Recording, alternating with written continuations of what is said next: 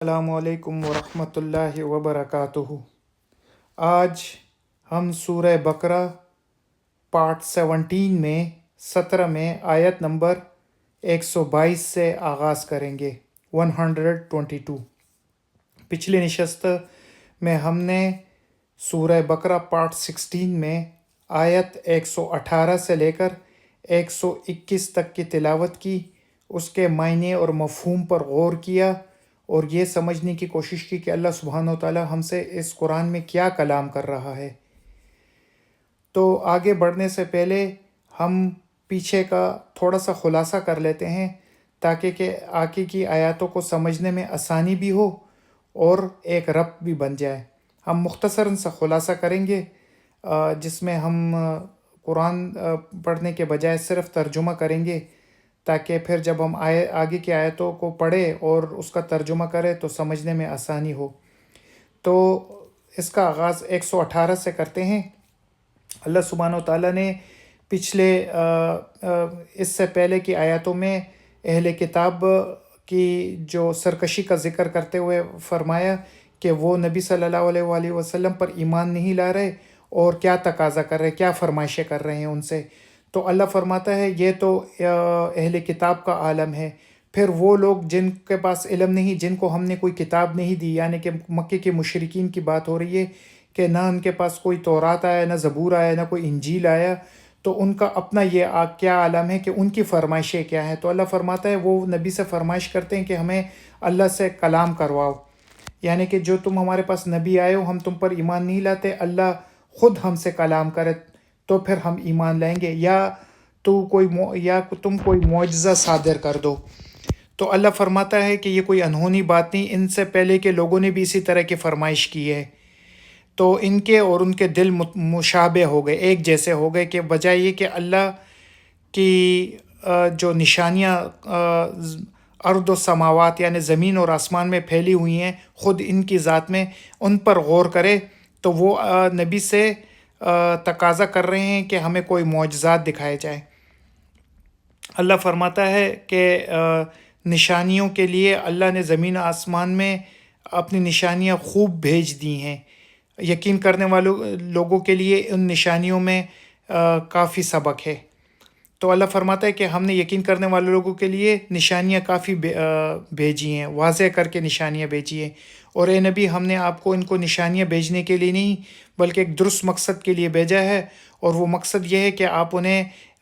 ایمان لانے والوں اور نیک اعمال کرنے والوں کو خوشخبری سنائے جنت کی، اور انکار کرنے والوں کو آخرت کے عذاب سے ڈرائے۔ باقی اس کے بعد انکار کرنے والے جو جہنم میں چلے جائیں گے، آپ سے ان کے متعلق پوچھا نہیں جائے گا۔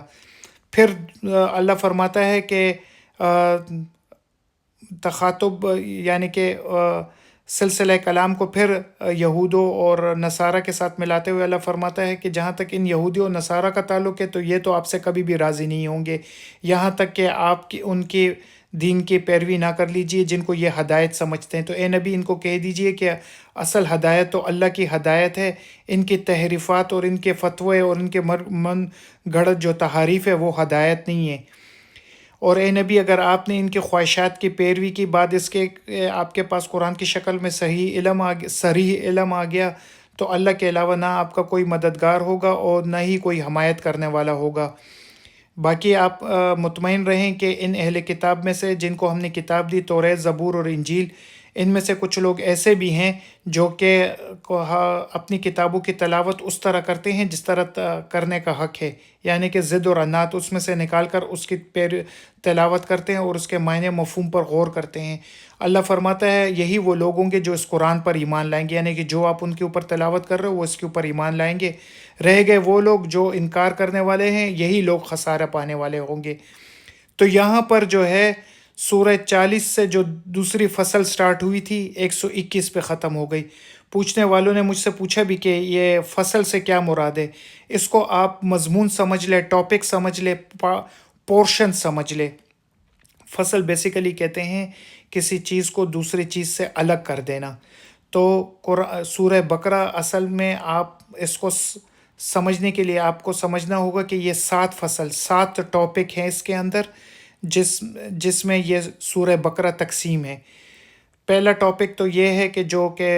مطلب آیت نمبر 1 سے لے کر آیت نمبر 39 تک ہے، اور اس میں اللہ سبحانہ و تعالیٰ جو ہے وہ ان مدینے میں منافقین کا ذکر کر رہے ہیں۔ بیسیکلی نبی صلی اللہ علیہ وآلہ وسلم کو بتایا جاتا ہے کہ ایمان کیا ہے، اللہ کو کون سا ایمان مطلوب ہے۔ پھر جب مدینے میں آپ کا سامنا کن لوگوں سے ہوگا، وہ ایک تو وہ لوگ ہوں گے جو صریحتاً آپ پر ایمان لے آئیں گے، پھر وہ ایک لوگ ہوں گے جو آپ کا مکمل انکار کر دیں گے، پھر وہ کچھ لوگ ہوں گے جو کہ آپ پر ایمان لائیں گے لیکن وہ اصل میں ایمان نہیں لائے ہوں گے، منافقت کی روش اختیار کی ہوگی، تو ان کے حوالے سے اللہ فرماتا ہے۔ پھر دوسری فصل، دوسرا ٹاپک، دوسرا پورشن جو ہے وہ آیت نمبر 40 سے لے کر آیت نمبر 121 جو کہ ابھی ہم نے پڑھی یہاں تک ہے۔ اس ٹاپک میں اللہ سبحانہ و تعالیٰ یہودوں کے متعلق اللہ فرماتا ہے کہ تمہارے یعنی کہ سرکشی جو تم کر رہے ہو میرے نبی کے بارے میں، تو یہ تمہارے آبا و اجداد سے یہ وتیرہ چلا آ رہا ہے۔ جب وہ ان کے درمیان موسیٰ علیہ السلام تھا، اور موسیٰ علیہ السلام اللہ نے انہیں موسیٰ علیہ السلام کے ذریعے فرعون سے نجات دلائی پھر ان کو جب وہ صحرائے سینا میں تھے تو من و سلویٰ اور پانی اور ان کے اوپر بیابان کے لیے کوہ طور کا پہاڑ ان کے سر پر لے آئے، پھر ان کو کینان جیسی بستی جو آج بیت المقدس کہلاتی وہ ان کے لیے تابع کر دی، اور مقصد صرف یہ تھا کہ انہیں وہاں جا کر شہادت علی الناس یعنی بنی اسحاق کا جو کام تھا وہی اسی کو، کیونکہ یہ ان کی ذریت میں سے تھے، انہی کو آگے بڑھانا تھا، لیکن انہوں نے کیا کیا، بجائے بڑھانے کے وہاں پر سرکشی کرنے لگ گئے۔ پھر اللہ فرماتے ان کے اندر ہم نے انبیاء مبعوث کیے تو انہوں نے ان کو قتل کیا، اور کن کو قتل کرنے کی کوشش بھی کی۔ تو اسی طرح اللہ فرماتا ہے کہ وہ چلتے چلتے پھر مدینے کی بات آ گئی، تو پھر مدینے کے اندر جو اہل کتاب کے خرافات تھے ان کا ذکر کیا کہ کس طریقے سے وہ جادو ٹونا اور یہ ساری چیزیں کرتے تھے۔ پھر اللہ فرماتا ہے کہ اب ان کا عالم یہ ہے کہ یہ اپنی نجات اس میں سمجھتے ہیں کہ چونکہ ہم ابراہیم علیہ السلام کی ذریت میں سے ہیں تو وہ ہماری سفارش کر دیں گے، ہم گنتی کے چند دن جنت میں جہنم میں رہیں گے اور اس کے بعد جنت چلے جائیں گے۔ تو یہ بیسیکلی خلاصہ تھا آیت نمبر 40 سے لے کر آیت نمبر 21 تک۔ تو اللہ سبحانہ و تعالیٰ نے ان سب باتوں پر چوٹ لگائی، ایک ضرب لگائی ان آیاتوں میں۔ اب اللہ فرماتا ہے تیسرا ٹاپک سٹارٹ ہو رہا ہے جو کہ آیت نمبر 122 سے لے کر 152 تک ہے، 152 تک، اور اس میں اللہ سبحانہ و تعالیٰ انہیں بتائے گا کہ حضرت ابراہیم علیہ السلام خود کیا تھے، یعنی اللہ سبحانہ و تعالیٰ کی کس طریقے سے وہ عبادت کرتے تھے، اپنے لیے انہوں نے وقف کیا، ان کے کہنے پر اپنی بستی سے ہجرت کی، پھر قربانی دی، یہ سب آپ کو پتہ چلے گا۔ پھر امت مسلمہ کی امامت، قبلہ کی تبدیلی، یہ سب اس ٹاپک میں آئیں گے۔ یہ تیسرا ٹاپک ہوگا سورہ بقرہ کا۔ چوتھا ٹاپک جو ہے وہ آیت 153 سے لے کر 177 تک ہے، جس میں اللہ سبحانہ و تعالیٰ اپنی ابتلا، آزمائش، صبر، جہاد، شہادت کا تصور، نیکی کی جامع تعریف، یہ آپ کو فورتھ ٹاپک میں ملے گا جو 153 سے 177 تک ہے۔ پھر آیت 178 سے لے کر 242 تک اس میں شریعت کے عملی احکام بتائے جائیں گے، جس میں قصاص، روزہ، حج، زکوٰۃ اور خاندانی اور معاشرتی قوانین آپ کو بتائے جائیں گے سورہ بقرہ میں۔ سورہ بقرہ کا جو چھٹا ٹاپک ہے، جو چھٹی فصل ہے، جو چھٹا پورشن ہے، وہ آیت نمبر 243 سے لے کر 283 تک ہے، جس میں اللہ کی راہ میں جد و جہد، مالی احکام، جس میں یعنی کہ سود کے نجاست کے بارے میں، سود کی قباحت کے بارے میں ذکر ہے، ادھار لین دین، صدقہ کرنے کے حوالے سے یہ آپ کو نظر آئیں گے، انفاق فی سبیل اللہ ہوگا، سود اور قرض یعنی کہ جیسے ان احکامات کی آپ کو وضاحت کی جائے گی۔ اور ساتواں اور آخری ٹاپک جو ہے وہ 284 سے لے کر آیت نمبر 284 سے لے کر 286 286 تک ہے، جس میں ایمان کا خلاصہ بتایا جائے گا، دعا، بندگی اور اللہ پر اعتماد کے حوالے سے آپ کو بتایا جائے گا۔ تو بیسیکلی یہ 7 سورہ بقرہ کے ٹاپکس ہیں جس میں سورہ بقرہ تقسیم ہے۔ تو اس میں آپ ان ٹاپکس کے حوالے سے ان کو پڑھیں گے تو آپ کو یہ سورہ بقرہ مکمل طور پر سمجھ میں آ جائے گا۔ ہم نے پہلا فصل پڑھ لی جو کہ 1 سے لے کر 39 تک تھی، پھر ہم نے دوسری الحمدللہ فصل بھی پڑھ لی، ٹاپک پڑھ لیا جو کہ آیت نمبر 40 سے لے کر آیت نمبر 121 تک ہے۔ تو یہ بیسیکلی آپ کو ایک تھیم تھا۔ اب ہم تیسرا ٹاپک جو کہ ابراہیم علیہ السلام ان کی ذریت کے حوالے سے ہے کہ وہ خود کیا تھے، تو وہاں سے شروع کریں گے۔ تو اعوذ باللہ من الشیطان الرجیم، بسم اللہ الرحمن الرحیم۔ اللہ نے اس کا آغاز بالکل اسی آیت سے کیا جس آیت سے آیت نمبر 40 سے آغاز کیا تھا۔ یا بنی اسرائیل اذکروا نعمتی التی انعمت علیکم، یا بنی اسرائیل، اے بنی اسرائیل، یعنی اسرائیل کے بیٹے۔ اسرائیل آپ کو پتہ ہے یعقوب علیہ السلام کا لقب تھا جس کا مطلب ہے اللہ کا بندہ۔ تو اللہ فرماتا ہے اے بنی اسرائیل، اے اسرائیل کے بیٹے، اذکروا نعمتی، میری نعمتوں کو یاد کرو، التی انعمت علیکم، وہ نعمتیں جو میں نے تم پر کی تھی، وانی فضلتکم علی العالمین، اور میں نے تمہیں تمام عالم پر فضیلت دی، یعنی کہ اس دنیا میں جو عالم ہے اس میں میں نے تمہیں فضیلت دی۔ وہ فضیلت کیا تھی؟ شہادت علی الناس کا، کہ تم نے لوگوں کے درمیان جا کر حق کی گواہی دینی ہے، ایک اللہ کی وحدانیت بیان کرنی ہے۔ اور یہاں پر جو اللہ فرماتا ہے اے بنی اسرائیل میری نعمتوں کو یاد کرو، تو وہ آپ کو پتہ ہے کہ وہ آیت نمبر 40 سے اگر آپ نے پڑھا ہو تو وہ نعمتیں کیا ہے کہ اللہ سبحانہ و تعالیٰ نے، ابھی بھی میں نے ذکر کیا کہ فرعون کے چنگل سے ان کو نکالا، صحرائے سینا میں اپنی نعمتیں دی، پھر کینان کی شکل میں ان کو بستی دی، تو یہ ساری نعمتیں اللہ انہیں گنوا رہا ہے۔ اللہ فرما رہا ہے اے بنی اسرائیل میری ان نعمتوں کو یاد کرو جو میں نے تم پر کی، اور تمہیں شہادت علی الناس کے منصب پر فائز کر کے تمام جہانوں پر فضیلت دی۔ یہ بتانے کا مقصد یہ ہے کہ تم اس کے برعکس کیا کر رہے ہو کہ میرے نبی کے مقابلے میں روڑے اٹکا رہے ہو، اس پر ایمان نہیں لا رہے، اور تم سے جو وعدہ عہد لیا گیا تھا کہ تم نے میری نبی کی مدد کرنی ہے، اس پر ایمان لانا ہے، تم اپنے اس وعدے سے بھی پھر گئے۔ ان تمام کو ہم پچھلے آیاتوں میں ہم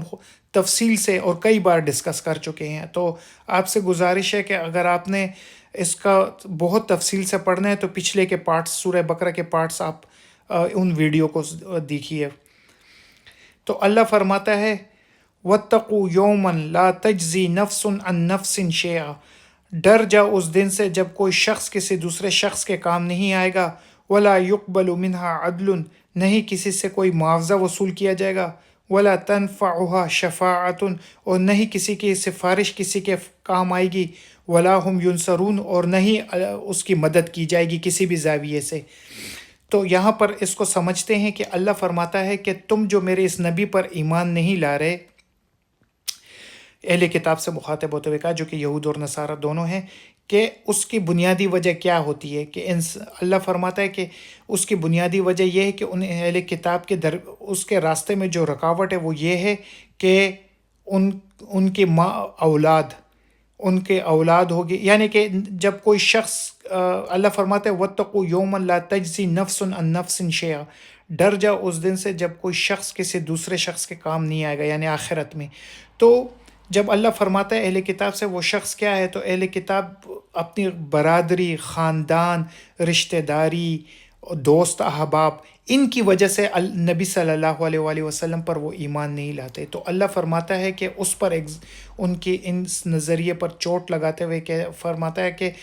جن برادری، جس اولاد کو، جس بیوی کو، جس کنبے کو، خاندان کو، سسرال کو، دوست احباب کی وجہ سے تم میرے نبی پر نہیں ایمان لاتے، تو یہ جان لو کہ آخرت میں یہ تمہارے ذرا برابر بھی کام نہیں آئیں گے۔ قرآن آگے جا کے اچھی طریقے سے فرماتا ہے کہ انسان اپنے بھائی سے بھاگے گا، اپنی بیوی سے بھاگے گا،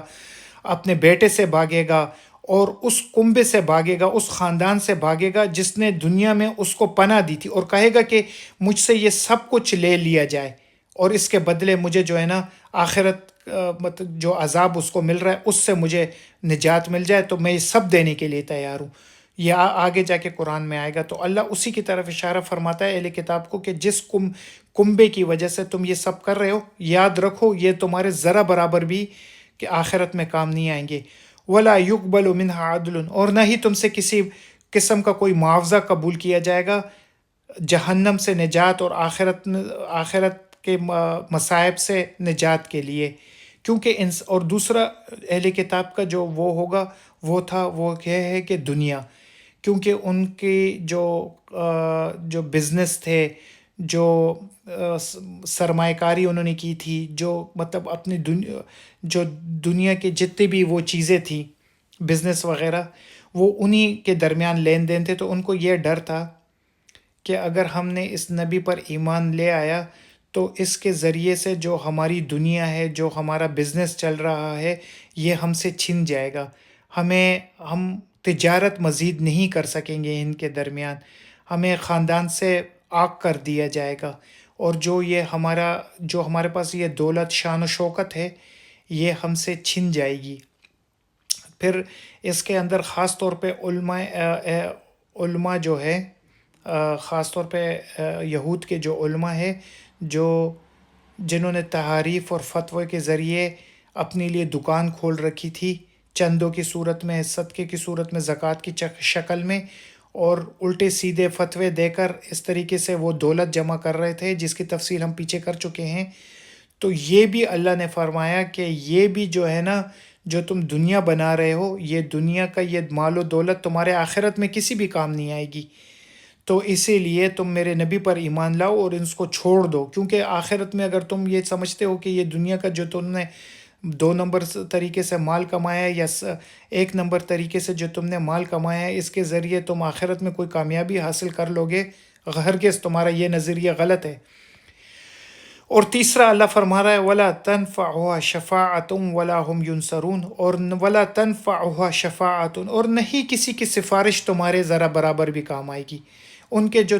نظریہ تھا کہ ہم چونکہ بنی ابراہیم علیہ السلام کی ذریت میں سے ہیں، اور پھر ابراہیم علیہ السلام کے بیٹے اسحاق علیہ السلام سے تمام انبیاء اور رسول چلتے ہوئے آ رہے ہیں، تو ان میں سے کوئی ہماری آخرت میں سفارش کر دے گا اور ہم گنتی کے چند دن جو ہے نا آگ میں رہیں گے، پھر جنت چلے جائیں گے۔ تو اللہ فرماتا ہے یہ بھی تمہاری صرف اور خام خیالی ہے، آخرت میں کسی کی سفارش تمہاری ذرا برابر کام نہیں آئے گی، نہ ہی ابراہیم علیہ السلام کی اور نہ ہی ان کے اولاد میں سے بنی اسحاق میں سے کوئی رسول ہے، ان کی سفارش تمہارے ذرا برابر کام آئے گی۔ تو یہ بھی تمہاری صرف خام خیالی ہے، تو یہ تمہیں کوئی فائدہ نہیں دے گی۔ اگر آپ دیکھا جائے تو تقریباً آج کے مسلمان بھی اس سے کم نہیں ہیں، وہ بھی یہی سمجھ رہے ہیں کہ ہم دنیا میں کوئی بھی غلط کام کر لیں گے، اللہ کے احکامات توڑ دیں گے، اللہ کی شریعت پر عمل نہیں کریں گے، تو آخرت میں نبی کی سفارش ہمارے کام آئے گی۔ کچھ احادیثوں میں انہوں نے دیکھ لیا ہے کہ اتنے لوگ بغیر نبی کی سفارش سے چلے جائیں گے۔ یہ جس طرح اللہ ان کو فرماتا ہے یہودیوں کو کہ کسی کی سفارش تمہارے ذرا برابر کام نہیں آئے گی، تو یہ بتانے کا قرآن میں ہم مقصد ہی یہی ہے کہ اے مسلمانوں تم بھی سن لو کہ تم بھی اس سے کوئی مختلف نہیں ہو، کہ اگر تم اللہ کے احکامات کی دھجیاں اڑاؤ گے اس دنیا میں، تو آخرت میں تمہاری کسی کی بھی سفارش ہو گئی، چاہے وہ نبی کی ہو گئی یا کسی کی بھی، وہ تمہارے کام نہیں آئے گی۔ قرآن میں واضح فرما دیا کہ فَأَمَّا مَنْ ثَقُلَتْ مَوَازِينُهُ فَأُمُّهُ هَاوِيَةٌ وَمَا أَدْرَاكَ مَا هِيَ نَارٌ حَامِيَةٌ، جس کے نامہ اعمال میں جو برائی کا وزن ہے، جو برائی کا پڑ رہا ہے، وہ بھاری ہو گیا نیکی کی نسبت، وہ جہنم میں چلا جائے گا۔ تو یہ اس لیے بتانے کا مقصد یہ ہوتا ہے قرآن میں کہ یہ ہمیں محض صرف اہل کتاب کی کہانیاں سنانا نہیں، کہ ان کے جو احوال ہے، ان کے احوال سنانا مقصود نہیں ہے کہ وہ کیا کرتے رہے ہیں، بلکہ اللہ فرماتا ہے اے مسلمانوں اس کتاب میں ان کے احوال دیکھو اور اپنے اعمال درست کرو، یعنی کہ ان کے ہی نقش قدم پر مت چلنے شروع کر دینا۔ تو یہی وجہ ہے کہ وہ بھی اسی خیام خیالی میں تھے جو آج کے مسلمان ہیں۔ تو قرآن میں ان کی جس طرح تردید کی گئی، اسی طرح مسلمانوں کو چاہیے کہ اپنے روش اور اپنے جو قبلہ ہے اس کو درست کر لے۔ تو اللہ فرماتا ہے کہ جس طرح تم نے اہل کتاب کو کہا ہے کہ جو تم نے یہ سوچ رکھا ہے کہ قیامت آخرت میں تمہارے ابراہیم علیہ السلام یا بنی اسحاق میں سے رسولوں میں سے کوئی تمہاری سفارش کر کے تم بچ جاؤ گے، یہ تمہاری خام خیالی ہے، اس طرح کا کوئی بھی نہیں، کسی قسم کی کوئی سفارش تمہارے کام نہیں آئے گی۔ اللہ فرماتا ہے وَلَا هُمْ يُنصَرُونَ، اور تمہاری کسی قسم کی بھی مدد نہیں ہوگی، یعنی دنیا میں تو اللہ تمہاری کسی نہ کسی زاویے سے مدد کرے گا، چاہے تم میرے رسول پر ایمان لاتے ہو یا نہیں لاتے، لیکن آخرت میں اس قسم کی کسی مدد کا تصور مت کرنا۔ تو اللہ فرماتا ہے کہ یہ تینوں آزمائشوں کا ذکر کیا، جو کہ اللہ فرماتا ہے کہ انسان کے اولاد سب سے بڑی آزمائش ہوتی ہے، پھر کنبہ ہے، برادری ہے، اور پھر مال و دولت ہے، کاروبار ہے، اور پھر تیسرا یہ ہے کہ جو اللہ فرماتا ہے کہ تم نے جو سمجھ رکھا ہے کہ کسی بنی ابراہیم علیہ السلام کی ذریت میں سے ہو تو سفارش۔ یہ ساری آزمائشیں اللہ فرماتا ہے کہ انسان کے اوپر آتی ہیں، تم لوگ ان آزمائشوں سے اپنے آپ کو نکالو اور میری نبی کی مدد کرو، اس پر ایمان لاؤ۔ اور اللہ فرماتا ہے اس آزمائش ایسی چیز ہے جو کہ ہم نے اس دنیا میں انسان کے ساتھ لگا دی ہے، اور اللہ نے اس کا شروع کی آیتوں میں واضح انداز میں اللہ سبحانہ تعالیٰ نے ذکر بھی کر دیا کہ اللہ فرماتا ہے بسم اللہ الرحمن الرحیم وَلَنَبْلُوَنَّكُمْ بِشَيْءٍ مِّنَ الْخَوْفِ وَالْجُوعِ وَنَقْصٍ مِّنَ الْأَمْوَالِ وَالْأَنفُسِ وَالثَّمَرَاتِ وَبَشِّرِ الصَّابِرِينَ إِذَا أَصَابَتْهُمْ مُصِيبَةٌ قَالُوا إِنَّا لِلَّهِ وَإِنَّا إِلَيْهِ راجعون۔ اللہ فرماتا ہے کہ ہم انسان کی آزمائش اس دنیا میں کرتے رہیں گے، کسی نہ کسی حوالے سے، بھوک سے کریں گے، کاروبار کے نقصان سے کریں گے، اور جان کے جو ہے اس کے ذریعے آزمائش کریں گے، یعنی انسان کبھی بیمار ہوگا، کبھی اس کا کوئی عزیز فوت ہو جائے گا۔ تو اللہ فرماتا ہے اس طریقے سے ہم آزمائش انسان کی کرتے رہیں گے۔ خوشخبری ہے ان لوگوں کے لیے جو کہ اس آزمائش میں جب مبتلا ہوتے ہیں تو کہتے ہیں کہ ہم اللہ ہی کے لیے ہیں اور اللہ ہی کی طرف لوٹ کے جانا ہے۔ یعنی کہنے کا مقصد یہ ہے کہ یہ ایک بڑا فلسفیکل ہے کہ ہم اس دنیا میں جتنے بھی آزمائش آنی ہے تو آخر کار ہم نے مر جانا ہے اور اللہ کی طرف لوٹ جانا ہے۔ تو وہ آزمائشیں اس دنیا میں ہی ہمارے ساتھ ختم ہو جائیں گی، ہم کوئی ان آزمائشوں کو اپنے ساتھ آخرت میں نہیں لے جائیں گے، یہ دنیا میں ہی ختم ہو جانی ہے۔ اور ہم نے اگر اللہ نے آزمائش نہیں دی، اللہ نے دولت دے دی، تو یہ دولت بھی اس دنیا میں ہی ختم ہو جانی ہے اور ہم نے آخرت میں چلا جانا ہے۔ یعنی کہ جو کچھ بھی ہے اس دنیا میں ہے، دنیا میں ختم ہو جانا ہے، اور ہم نے آخرت کی طرف اللہ کے پاس لوٹ کے چلے جانا ہے۔ تو اللہ فرماتا ہے کہ ان آزمائش میں جو دنیا میں تمہارے اوپر پیش آ گئی ہے اس نبی کی شکل میں کہ تمہیں اس نبی پر ایمان لانا ہے، اس آزمائش سے سرخرو ہو جاؤ۔ جو تکلیفیں تمہیں آئیں گی ان تکلیفوں کو خوش اسلوبی سے جھیل لو، جن کا ذکر پچھلے پارٹ میں بڑی تفصیل سے ہو گیا ہے۔ تم میرے رسول پر ایمان لے آؤ۔ پھر اللہ فرماتا ہے کہ یہ آزمائش ایسی چیز نہیں ہے اہل کتاب جو تمہارے باپ ابراہیم پر نہیں آئی۔ اب اس کا ذکر ہو رہا ہے وَإِذِ ابْتَلَىٰ ابراہیم، اور جب ہم نے ابراہیم علیہ السلام کی بھی آزمائش کی، ربہ، اس کے رب نے، اللہ فرماتا ہے وَإِذِ ابْتَلَىٰ ابراہیم ربہ، جب اس کے رب نے، ان کے رب نے ابراہیم علیہ السلام کی بھی آزمائش کی، بکلمات، چند کاموں میں، چند باتوں میں اس کی آزمائش کی۔ تو اللہ فرماتا ہے دیکھ لو تم کیا ہو اور تمہارے باپ ابراہیم کیا ہے، فَأَتَمَّهُنَّ، تو وہ اپنی تمام آزمائش میں کامیابی سے نکل گئے۔ اہل کتاب کو کہا ہے ایک تم ہو، اور بڑی ہی شیخیوں کے ساتھ، بڑی اطراحٹ کے ساتھ تم اپنی نسبت ابراہیم کے ساتھ کرتے ہو۔ دیکھو وہ اس ابراہیم علیہ السلام کی کیا پوزیشن تھی جب اس کے رب نے اس کو آزمایا۔ وَإِذِ ابْتَلَىٰ ابراہیم، جب ابراہیم ربہ، جب اس کے رب نے، ابراہیم کے رب نے اس کی آزمائش کی، بکلمات، چند باتوں میں، فَأَتَمَّهُنَّ، تو وہ ان تمام آزمائش میں سے پوری طرح سرخرو ہو گیا۔ وہ باتیں کیا تھی؟ سب سے بڑی بات یہ تھی کہ شہادت علی الناس کا فریضہ اس جگہ ادا کرنا جہاں جو کفر و شرک کا اڈا بن چکا تھا، جب کہ اس کا اپنا حقیقی باپ بتوں کو بناتا تھا، بتوں کو تراشتا تھا اور اس کی عبادت کرتا تھا، اس جگہ پر کلمہ توحید بلند کرنا کتنی مشکل کام تھا، کتنا مشکل کام تھا اس جگہ پر۔ لیکن ابراہیم علیہ السلام نے اپنے رب کے حکم پر وہ کلمہ توحید بلند کیا، اپنے والد کو بھی کلمہ توحید، اللہ کی وحدانیت کا ذکر کیا، اپنی قوم کو بھی اللہ کی توحید اور اس کی وحدانیت کا ذکر کیا، جس کی پاداش میں انہیں آگ میں ڈال دیا گیا، جس میں سے اللہ سبحانہ تعالیٰ نے انہیں سرخرو کیا اور وہ آگ ان پر ٹھنڈی کر دی گئی۔ اپنے باپ پہ اس نے توحید کا ذکر کیا، جس پر اس کے باپ آزر نے، قرآن میں آگے جا کے اس کا ذکر کیا جائے گا، آزر نے کہا کہ تم مجھ سے دور چلے جاؤ، مجھ سے دور چلے جاؤ ورنہ میں تمہیں سنسار کر دوں گا۔ تو اس طریقے سے جو ہے اپنے آزمائش میں اپنے حق کلمہ توحید، اپنے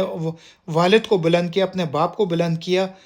اپنی قوم کو بلند کیا، اور پھر اس کے نتیجے میں جس بستی میں وہ مقیم تھا وہاں سے اس کو ہجرت کرنی پڑ گئی۔ کتنی بڑی آزمائش ہے! اور ہجرت کرنے کے بعد پھر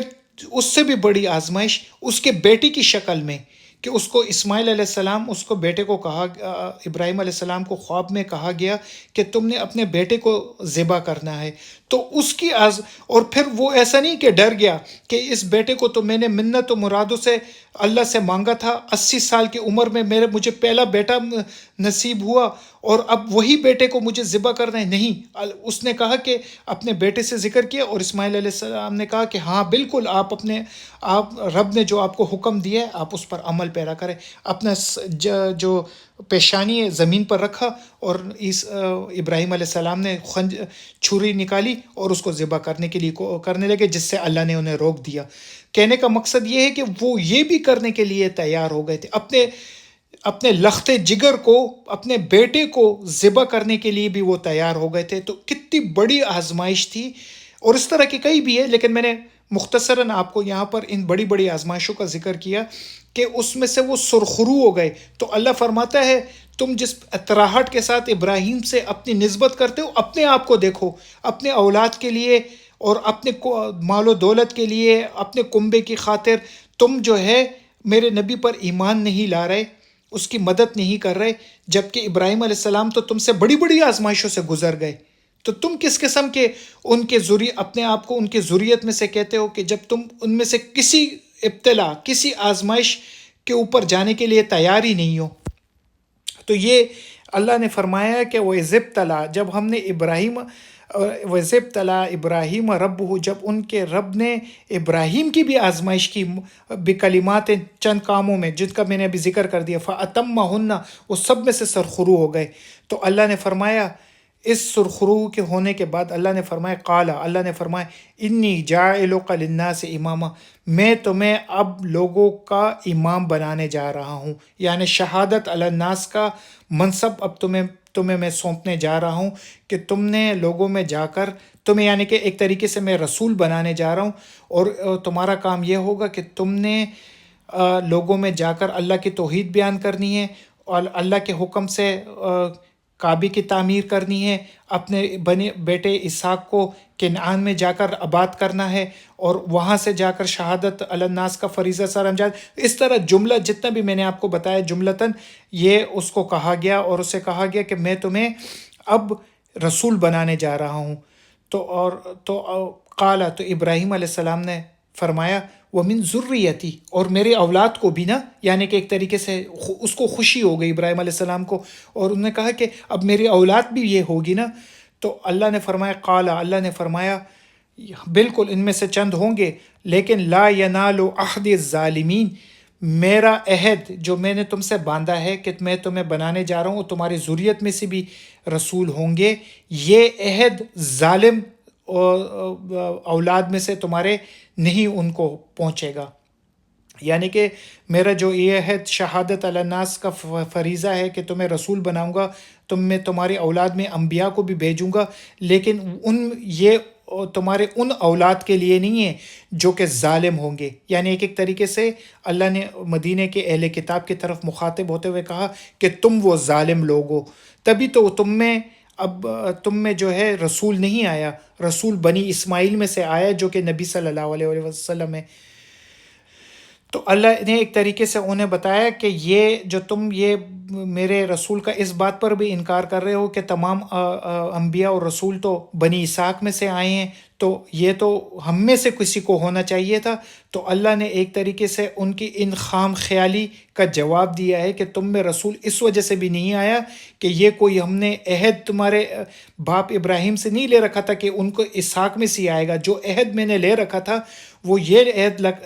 لے رکھا تھا کہ جو ظالم نہیں ہوں گے ان میں سے میں رسول اور اپنے انبیاء بھیجوں گا۔ ہاں البتہ جو تمہارے اولاد میں سے ظالم ہوں گے ان میں سے میں رسول نہیں بھیجوں گا، یہ میں نے عہد لے رکھا تھا۔ باقی اب جتنے بھی انبیاء اور رسول آئیں گے وہ تمہاری ہی ذریت میں سے آئیں گے، اور ایسا ہی ہوا۔ جتنے بھی ابراہیم علیہ السلام کی اس کے بعد ابراہیم علیہ السلام کے بعد جتنے بھی رسول اور جتنے بھی انبیاء آئے وہ سب ابراہیم علیہ السلام کی اولاد میں سے آئے، کیونکہ ابراہیم علیہ السلام کے دو بیٹے تھے، اسحاق علیہ السلام اور اسماعیل علیہ السلام۔ تو اسحاق علیہ السلام سے پھر آئے ان کے جو بیٹے یعقوب علیہ السلام تھے، جن کا بھی اسرائیل کا ذکر میں نے آپ کو کیا، ان کا لقب اسرائیل تھا، یعنی کہ اللہ کا بندہ۔ پھر اسرائیل علیہ السلام کے بیٹے یعقوب علیہ السلام تھے، پھر اسحاق یعقوب علیہ السلام کے بیٹے یوسف علیہ السلام تھے، یوسف علیہ السلام کے بعد پھر موسیٰ علیہ السلام آئے، پھر داؤد علیہ السلام آئے، پھر سلیمان علیہ السلام آئے، پھر عیسیٰ علیہ السلام آئے. تو یہ بڑے بڑے رسولوں کا میں ذکر کیا، شاید ان کے بیچ میں اور بھی انبیاء اور رسول آتے ہیں، لیکن یہ سب اسی چین میں سے آئے. پھر عیسیٰ علیہ السلام کے بعد اسحاق علیہ السلام کی ذریت میں سے کوئی نہیں آئے، بلکہ ابراہیم علیہ السلام کے دوسرے بیٹے اسماعیل علیہ السلام کے ذریت میں سے پھر نبی صلی اللہ علیہ وآلہ وسلم آئے. تو اللہ فرماتا ہے کہ جو تم یہ کہتے ہو کہ یہ اسحاق کے اس میں سے اسحاق علیہ السلام کے ذریت میں سے کیوں نہیں آئے، یہ اسماعیل میں سے تو آج تک کوئی بھی نبی اور رسول نہیں آیا. تو اللہ نے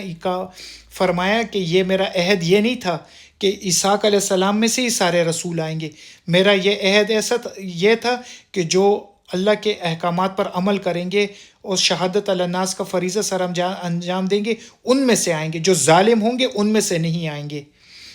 تو یہاں پر اب ہم روکتے ہیں، اور کیونکہ کافی تفصیل طلب اور مجھے کافی وضاحت کرنی پڑی تھی، اس لیے ہم 124 پر آیت نمبر 124 پر اکتفا کرتے ہیں، اور